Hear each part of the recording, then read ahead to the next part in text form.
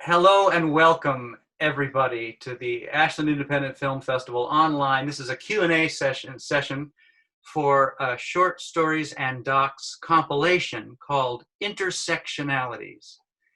And that's sort of a fancy word that we've applied to this because the process is Ora and I have picked out things that we really, really wanted to get shown, films that we love that didn't necessarily fit in our other groupings, and discovered that there was a common theme sort of running through them, which is people who have put two different ideas together, two different concepts, essentially you guys are like Venn diagrams and you've made your films in the overlap. That's really what we're talking about here. My name's John. I read a definition of intersectionalities that described it as an overlapping of social identities, which I kind of appreciated because I feel like there's definitely kind of mashups going on in each of these films. And like John said, we had these films that we just really loved, and we wanted to, dream up some way to get them into the program. And so this is what we came up with. And anyway, we're so happy that you're here and you could join us and be a part of the festival. Thank you so much. And by the way, Ora, I'm John Stadelman. I'm the senior programmer in charge of narrative shorts. And Ora? And I'm Ora Johnson, and I'm the senior programmer in charge of documentary shorts. Now, before we get started, just real quickly, I want to sort of have you guys, I'm going to say your names and just have you wave so anybody watching can immediately recognize who you are. So Rachel, would you wave for us?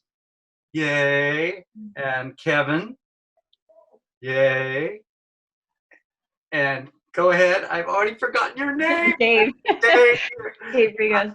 You're a doc, so Dave. Fine. It's not your world. That's fine. It's right. It isn't. It's Aura's world. It's not my world. Okay.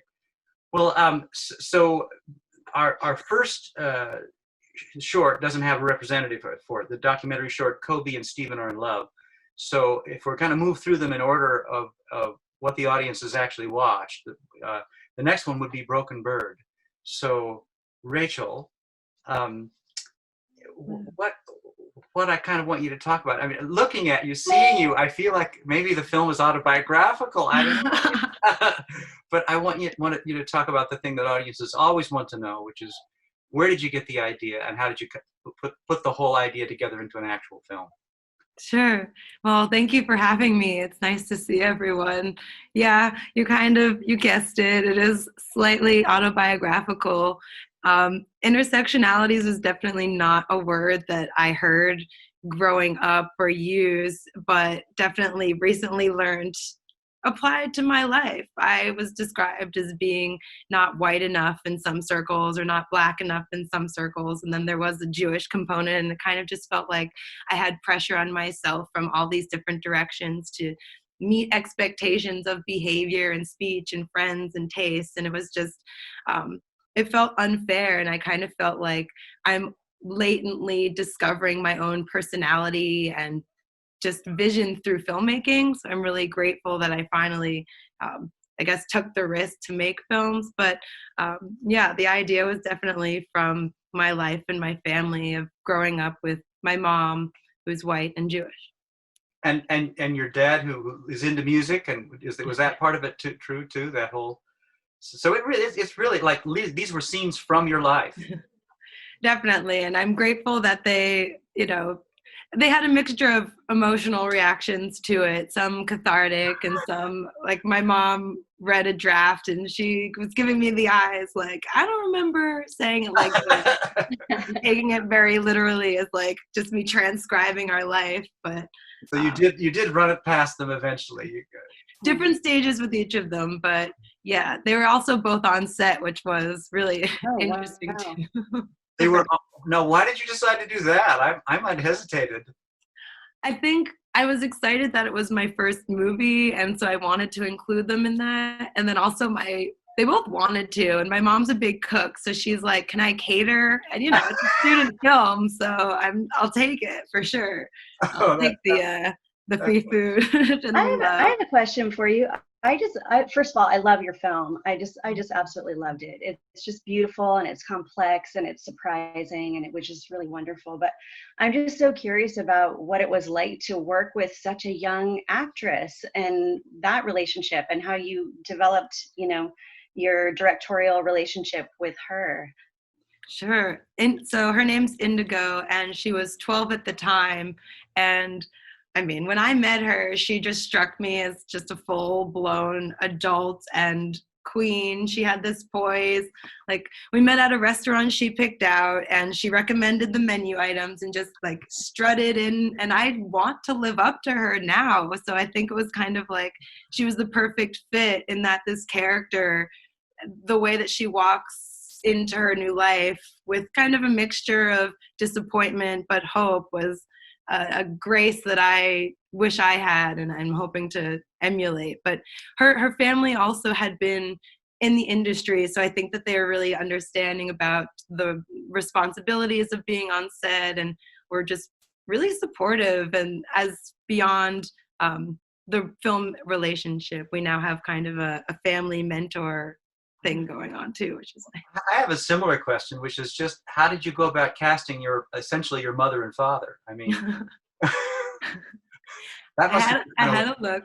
I definitely had a backstory for each of them. Like, one day I hope you see the feature version of this film. But for example, Andre's character, his backstory is he's a football player, and there was a lot of that physicality. He needed to look strong, but I know from my dad's experience, there was something like a double-edged sword of having strength, is that you come across as aggressive. And there was also this kind of gentle posture that he would take. And so that was a specific thing that I would look for in people. Mm-hmm. Now, it's by the generosity of my professors that I got connected with some of these actors who they had worked with them previously. And when they read my script, they suggested working with Chad and working with Indigo, actually, is how we got connected too.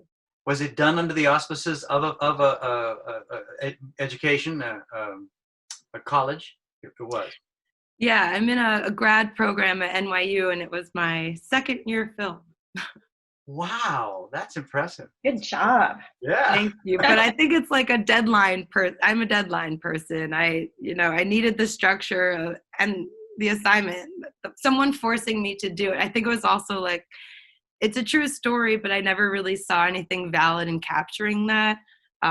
It was actually the project that I made in order to get into film school was a documentary project. And I was inspired to do that because the people around me had access to really interesting studies with mental health, specifically with neuroscience and schizophrenia. And so I just kind of took the opportunity to film other people. And I think through that process, just realized I could tell other people's stories. I should look inward and process that way. Yeah. You guys, I've just realized that you guys have not been able to see each other's films at this point, but I'd love to. You are going to get a free pass to the festival. So I think on the 22nd, you'll be able to go in and watch them. But this is so much better than any trailer. Like, I'm so excited to see your movie now. Well, it's really sweet. It's great stuff, and you can see the story in front of you in a sense, really. Would you, or the next film would be would be actually. It would have been April '89, I think, but we don't have Tom Sutherland today, so I kind of feel like I don't know. Should we move on to Fistful of Rubbish, or should we move on to Sunday Dinner? Well, let's do Fistful since we're intersectionaling and we need to get a doc in here. Okay. Plus, he's in Spain, for heaven's sakes. Yeah. So your film is so much fun. It's so much fun. And for these guys that don't know, we're in the Tabernas Desert in Spain, which and what's the name of the little town there? The town actually is called Tabernas, yeah. And then Tabernas, thank you. Yeah, it's the Tabernas Desert, yeah, in the region of Almeria. And what's wild about this place, and we'll let you describe it, is that it has been the backdrop for all of these spaghetti westerns over time. And so the sets are still up in this place. and the town is like living in this, it's almost like an imaginary world in a way. It's But then the film takes a twist and it goes into this environmental story of how the town decides that they want to clean up their trash. So I'm wondering if you could just talk to us a little bit about how did you get tuned into this place and this story, and how did you find it and start to develop it? sure. Yeah. So I had just moved to Spain. That's a whole nother kind of long story in and of itself. But I found myself living in Spain, and I had just finished another environmental documentary when I was living in the US, um, called Divide and Conquered. And I, as a result of that experience, I really wanted to keep making environmental documentaries. And so when I got to Spain, I just started researching, about what kind of environmental stories were out there, what was kind of going on around the country. And after a while, I just found this one little article written by like an expat, English expat kind of online newspaper about this English guy, and I think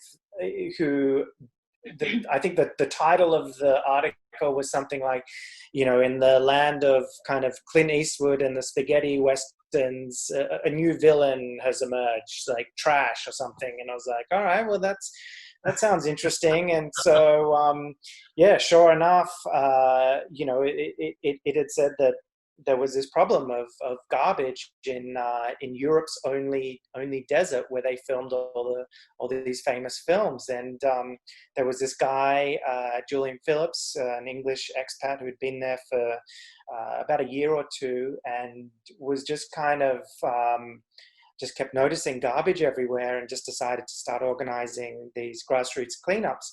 So, I called him up and just asked him if he'd be interested in me filming him for a little bit. But the big question on my mind was like, so are the sets actually still there? And he was like, yep, they're still there, and you can see garbage, like 200 meters away, or right. Friend was like, the sets, like, where Sergio Leone filmed, these. He was like, yep. So I said, all right, I'm coming. Yeah, sure enough, there was there was a lot of garbage around, and we got access to filming in these sets that are kind of like theme parks now, really. But when we got there, everything just kind of seemed like a little bit surreal, And when I heard about the story, I just decided, like, I wanted to stylize it like as much as I could as a kind of weird spaghetti western environmental documentary. Yeah, there's a lot of amazing environmental films out there that are kind of very issue driven, and they're important, but they're also can be like a little bit kind of dry and a lot of talking heads. And I wanted to, if we're talking about intersectionality, do something a little bit different. And yeah, you really infused the film with so much humor, and even the sound effects and things that you put in. It was really great fun. And I'm curious about, did that come to you right away that you wanted to put humor into your story? Yeah. It did. Yeah. As soon as I knew that the sets were there, it was just like, that was kind of the first idea that I had, was like, I want to do, I love spaghetti westerns, and I was like, I want to try and use every sort of cheesy device that I can, with sound effects and crash zooms and anything really that would fit into that sort of genre.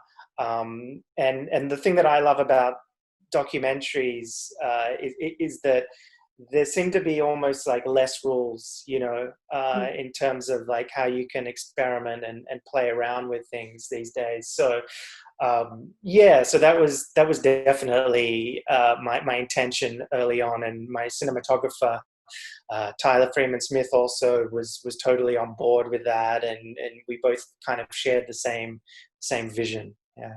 How did you stay in the town when you were filming? How did you find a place to do all that technical stuff? We stayed with Jules, who's kind of the like the hero, if you will, the kind of cowboy character who's sort of come in from England and the outsider character really.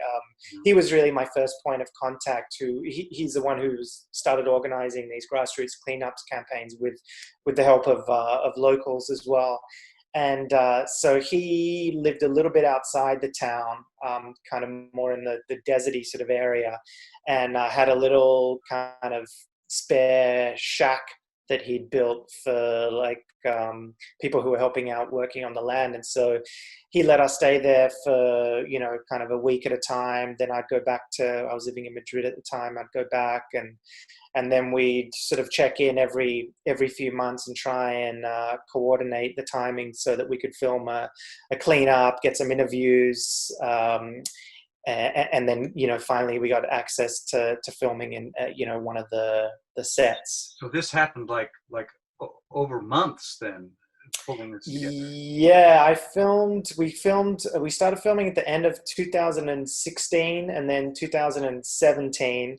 And then 2018, I kind of had to take a break and do a job on another project, and then we finished up the editing in 2019. Over years, really. Wow, that's dedication. Yeah. Do you feel the same sense of dedication to environmental film? Are you going to go on with that? Is that what the next? Yeah. I'm starting to develop a couple of other environmental documentaries as well. So yeah, I mean, I'm definitely not limited to that, but it's something that I'm certainly passionate about. Yeah. Cool. Well, I really delighted in it's a documentary with its own special flavor, thanks to that setting, which you took full advantage of. It was a lot of fun. Yeah, I mean, when you find a setting and an environment like that, like I really wanted to kind of take full advantage of these incredible, I mean, filmmakers have to build these kind of sets, and to just sort of like have it already there being built for us and for them to give us access was we were really fortunate to kind of have that all there. And offering flavor at the same time. Well, for sure. Ora, do you want to move on? You want to keep going? I want to make sure we give Kevin some time. Thank you so much. That's okay. I mean, I don't think that the origin story for this movie is nearly as interesting as what we've been hearing so far. I mean, this is without ever seeing your guys' movies. This is an amazing block of shorts. Wait till they see your they'll sing it. It's actually, I mean, roughly, this is the film is called Sunday Dinner, and the intersectionality is where gay, Italian, and vegetarian come together. And it is a straight ahead comedy, really, really very, very clever, well written. Did you write it? Are you? No, I did not write it. Our writer is Don Finelli, who also plays the role of Don in the movie. And no, this was something that he had, I think, been trying to get made in different ways for years. And is it based on his family? Is there? Yes, very much so. So there is a strong autobiographical element that he brought to it, at least. Absolutely. And I mean, for me, well, first of all, like I was excited to jump at the chance to direct something that I hadn't written, just to be able to focus on flexing that specific group of muscles without having to build the script from scratch ahead of time. What a luxury to skip that part of the process. But then I picked it up, and as I was reading it, I heard my own family. It was just so exciting to me to read that for the first time because. So you have an Italian background too? On my dad's side, they're Italian American. Yes, primarily. But as I was reading the script, I was like, oh yeah, this is what Christmas sounds like. This is whatever, Thanksgiving, Easter, just birthday parties. Like he was able to capture a tone and a rhythm of communication that I was very familiar with growing up that I don't think that you often see associated with like that specific little American culture. Like, I don't know if it's unfair to characterize it this way, but it seems like, I don't know, when you think about Italian American families, you think about The Sopranos, or I do anyway. And it's just like, I don't know, that felt unique in some small way, but like they just felt like real people. Like I was able to recognize them on the page, and I don't know. It was just really, really exciting for that reason. You recognize the comedy too on the page. Oh yeah, absolutely. It's so funny. Comedy it's really hard to find good comedies in short film. You'd be so surprised how many I look at that are not good. And when you find somebody who is actually, intersectionalities can be a very uncomfortable place to be in, as your film Broken Bird, brings to the fore. But it can also be a terrific source of comedy, and that's where it goes here. So how did you meet this writer? How did that happen? So Don is, well, can I just say, like, I totally agree with you. And for me, the line between comedy and drama is not, it's not as thick or as large a border as we kind of think it is. Like, the engine for comedy is conflict, just like it is in drama. It's like one little nudge this way or one little nudge this way can be the difference between a very serious tragedy, I guess, and a comedy. But like, I think that's part of why Don and I worked so well together, and why the script and the performances ended up being as funny as they are, because we didn't focus on jokes, and we didn't there's one character in particular where his role in the movie, I think, is to provide like reliable comic relief. But even him, like, everything that he says is coming from a genuine point of view that he has. So like, it's I think that's why Don and I were compatible, because even on the page you could see, like, there were no spare jokes. You know what I mean? It was all, this is how this character feels genuinely in this moment in their life. And turns out that their family members feel a completely different way. And so the engine that drives that friction is the same thing that drives what's funny about it. But yeah, it was just kind of random. So like, Don is, he had sort of like risen through the ranks of the UCB system and had become like a member on one of their improv house teams. And he was like a known figure in that community for a very long time. And that UCB, sorry, I'm sorry. The Upright Citizens Brigade Theater. It's like a sketch and improv theater that. Right. We have another short that used a couple people from that. Oh, and I'm sure that they know each other. I'm sure they do. Yeah. But yeah, when I was living in New York, the producer on this movie, Darren Miller, and we met in college. We had been doing comedy for many years. We both sort of in our own way went through that UCB system. So I was familiar with Don, but we never knew each other. And then cut to 2019. Darren is a producer at Funny or Die. So when Don was trying to get this movie made again, he went to Darren, and then eventually came to me. Darren and I worked together a bunch. I've done a good handful of things for Funny or Die, and yeah, just kind of, I don't know, does that qualify as an intersectionality definition? We just sort of intersected in a way that, like, it qualifies as a career. You're talking about a life of doing comedy, writing and performing and filming that I've read about, but never met anybody who's actually done it. I mean, that's remarkable. You've got great connections in the world of comedy, as far as I can tell. I mean, it's a pretty incredible community. I'm not a comedian. I would never call myself a comedian. I maybe 10 years ago had aspirations of, when you're in that community, a lot of the training that you receive is centered around performance. And that's something that I personally drifted away from. I'm curious to. Yeah. Oh, sorry. No. Go ahead. Something that you said, you talked about rhythm, and that's something that struck me with your film. And I was curious about, with comedy, it's so tricky to get it right, and timing is so much of it. And I was curious about the rehearsal process with your actors, and how much of that comic timing came through just in those performances, and how much you maybe used editing to help kind of punch it up. because Sure. I feel like all the timing of those moments between your characters are key. I feel like I got to live the director's dream on this project. I didn't have to write it, and it was really good. And it was surprisingly easy to cast. Most of the cast members came from Don's sort of close circle of friends. And then we sort of had to expand that circle to round out the cast with other people who happened to be incredible. So like showing up on set for the first time the day before we shot for the first rehearsal was amazing for me.